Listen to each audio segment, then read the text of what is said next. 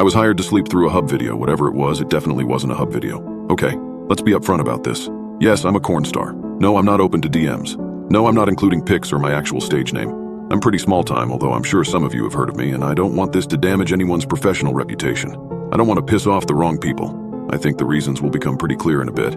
I don't think anyone really cares about my biography, but let me just say that I've been doing this for a couple of years, and for the most part, I like what I do. Like any job, it's got its ups and downs, lots of them, but I still end up having fun most of the time. There's a lot of good people in the corn industry, and even after this, I stand by that. But with what happened recently, I don't think I can work again. The shoot was a pretty normal gig. It was a scene for a smaller website I'd never heard of before. But they paid, so I was fine with it. Admittedly, the pay was a little light, but money is money, right? Besides, the director told me that my role was going to be a little less corn and a little more actress, which I was fine with. I know no one watches corn for the story, but the scene had a simple and kind of generic setup. I was supposed to be having a sleepover with the actual leading lady of the shoot. She was a better-known actress than me, and I was honestly kind of excited to get to meet her. I won't drop her name here, so let's just call her Pepper Petite. If you're smart, you can figure it out.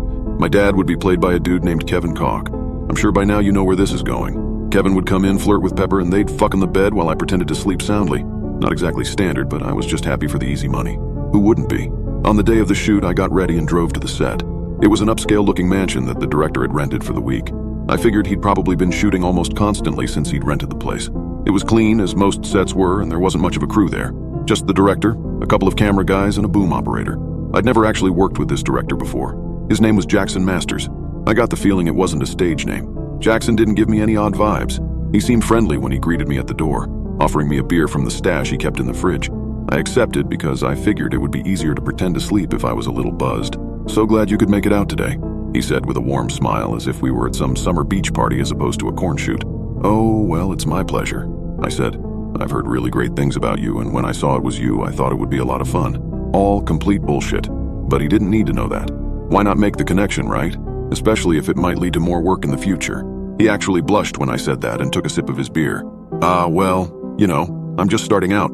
Hey, we should go meet the rest of the cast. They're right upstairs." He gestured for me to follow and led me up to the bedroom where the other two actors were talking.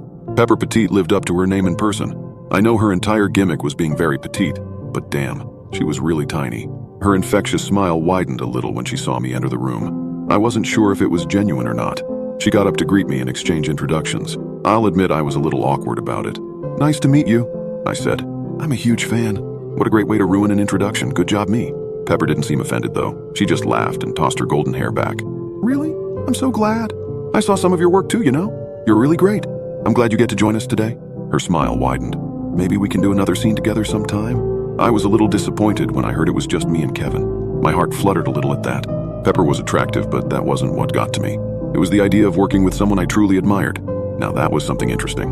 "By the way, let me introduce you to Kevin," Pepper said, taking my hand gently. She led me towards the man in question. Kevin Koch was just about what I expected. I don't think I even need to describe him. He looked like someone who'd call himself Kevin Koch. 30s, tanned, lean, and with the general short-cropped male haircut. I had a feeling I'd forget he even existed when I left that house. Pepper and I did a few run-throughs of our scenes together, although none of it went really well. I was kind of impressed by her as an actress. Obviously, she wasn't quite in Hollywood league, but she seemed so full of energy. "I've really been looking forward to this all week," she said. "We're going to have so much fun together." She didn't even look at the script. Not that there was much of a script. A finger brushed against her lips. She sucked on it seductively. "Will your dad be home?" "I think he'll be in his office, so he won't bother us too much," I replied. My lines felt stilted. At least we weren't filming. "Oh." Pepper sounded genuinely disappointed. She put on an exaggerated pout. "Well, hopefully he'll at least come to say goodnight to us." God, that writing was cringeworthy. Not even Pepper could have saved it. We did a few more run-throughs before Jackson actually started filming. He only did a few takes. This wasn't what people would be paying the very fine porn site to see after all. The next shot was to be us getting into bed and going to sleep. My time to shine. Pepper went to get a bottle of water before the actual fun began, while I had another beer. "Quick note before we start," Jackson said, going up to me. I was halfway through my bottle. "We're going to be moving the camera around a lot. I just want to make sure I'm reminding you. No matter what, don't open your eyes. You've got to sleep through the entire shoot." I nodded. "Yeah, sure thing," I said. Jackson's smile faded. "No matter what, don't open your eyes," he repeated. "Promise?" I nodded. "I promise. I'll keep my eyes closed until you tell me to open them." He seemed satisfied with that and let me finish my beer in peace. Pepper came back with her bottle of water and finished it off halfway before leaving it on a table out of the shot. I put my beer beside it. "Ready to get paid?" I teased her. Pepper giggled. "Always." "We're going live," Jackson said, and Pepper and I got into our positions. Jackson counted down and the scene began. Pepper and I both climbed into bed. I pulled the duvet over me. I could feel her tiny body beside me, almost dwarfed by me. "Good night, Pepper," I said. "Good night," she replied, chipper as always. Although the lights were still on, we both mimed sleep. I kept my eyes closed tight but listened intently, knowing what was about to come. I heard Kevin's footsteps outside the bed and listened as he sat down on it. I felt his weight on Pepper's side of the bed. "Mr. Smith, what are you doing?" Pepper asked with flirtatious indignancy. "It's all right, I just wanted to say goodnight."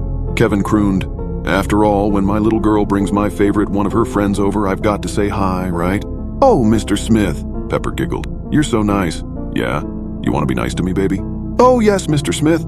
And that was when the kissing started. I lay there listening as the two made out and let my mind wander. This bed was awfully comfortable. I liked the duvet too. It was really warm. I might actually have dozed off. I heard the shuffling of Kevin's belt buckle and the wet sounds of work being done. It was all things I'd heard before, nothing special. I was busy thinking about how much I liked the pillows and focusing on not opening my eyes. When the first satisfied moan escaped Pepper, I shifted a little to make room as the two bodies lay down on the bed beside me. "Oh, Mr. Smith, what if we wake her up?" Pepper asked. "She sleeps like a rock, it'll be fine," Kevin assured her. Sure enough, the term rock was associated with what was happening in that bed, but it wasn't in relation to my fake sleeping. Pepper moaned and swore under her breath as they did their job. I could hear his breathy, dirty talk. "You're such a bad girl, you're a dirty slut. I love how dirty of a slut you are." Real original. For fun, I took everything I heard as out of context as possible and made up silly scenarios in my head as I feigned sleep. Everything seemed to be going according to plan, and I'd likely be done in about 45 minutes or so. Then I heard the first cry of pain. "Ouch!" It was from Kevin, surprisingly. "Not so hard," Pepper giggled. "Sorry." I could hear her smile in her voice. Kevin cried out again. "Ow! No! What are you— No! No, no!" His word was broken down into a long, drawn-out, and horrified scream. The change was so sudden that it made me physically jolt. I almost got up and looked over my shoulder to see what was happening, but Jackson's words stuck with me.